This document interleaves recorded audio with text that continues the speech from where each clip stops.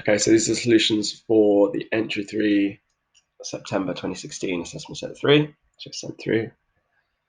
The first question asks us, tells us that Zach works at an airline and he works at the check-in desk on the third Saturday of every month. So here's the calendar, and it says, what is the date of the third Saturday in August 2017?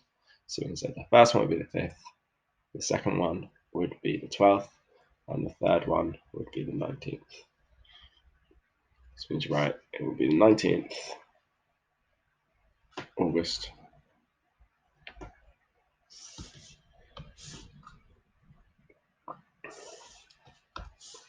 August 2017.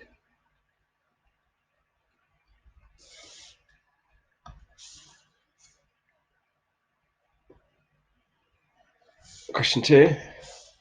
Zach goes for lunch, and here's a clock showing what time he goes for lunch. So what time does he go for lunch? We read around the minutes, so it's between 1 and 2. And the 5 here, so each one is 5, takes us down to 25. So he goes for lunch at 1:25 p.m. So it tells us he goes for lunch in the afternoon.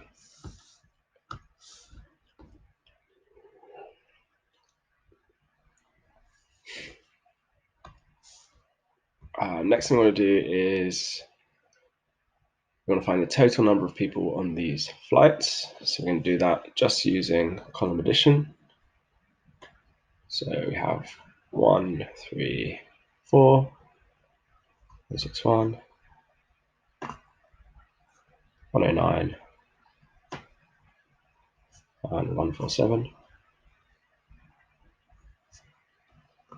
Okay, those all together, we've got 9 plus 7, 16. 16 plus 1 is 17. 17 plus 4 is 21. So we're going to put a 1. And then we're going to carry a small 2 up here. Then we want to add 2 plus 4 is 6.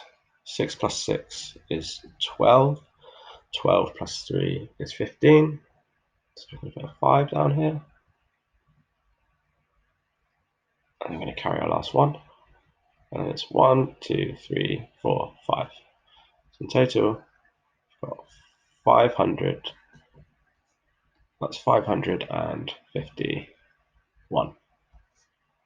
So next question is a rounding question, and we want to round 434 to the nearest 10. So we think about 434. My tens column is my 3 for 30. I just want to look at the number next to that, which is a 4. And my rules of rounding are, if it's 4 or below, it's going to stay the same. If it's 5 or above, it's going to go up. So when I round this to the nearest 10, I'm just going to go to 430.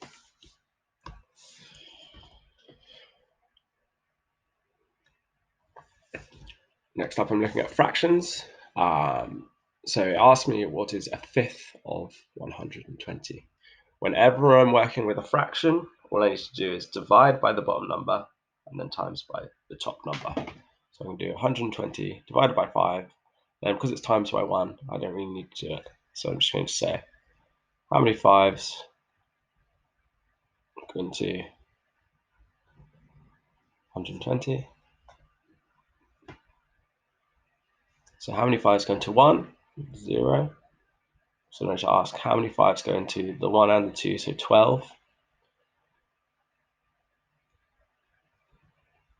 So it goes twice, and the remainder is going to be 2. And I say, how many times do 5s go into 20?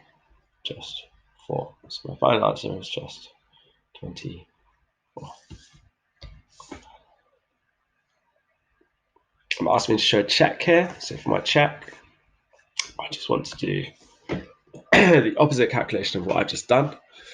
So instead of doing 120 divided by 5, I'm going to do 24 multiplied by 5.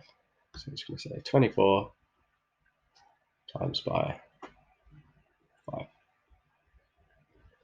And I can say 5 times the 4 is going to give me 20. And then I'm moving on to 5 times 20, so I add a 0. And I do 5 times 2, is 10. Add that all together, I'm going to get 120.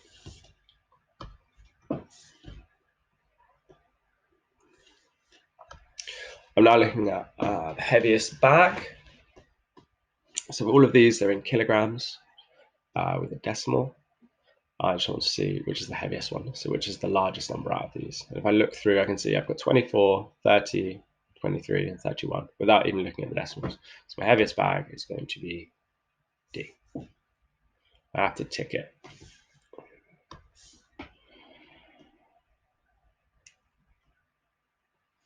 Next question is about shape. So I've got a cuboid, and it says Zach puts labels on 2 faces of the bag.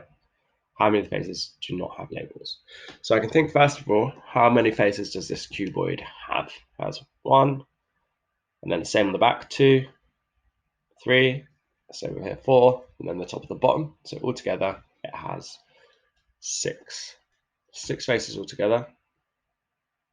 And let's say I put a label here, I put a label there. I'm just taking away 2 faces. So the amount of faces that do not have labels is 4.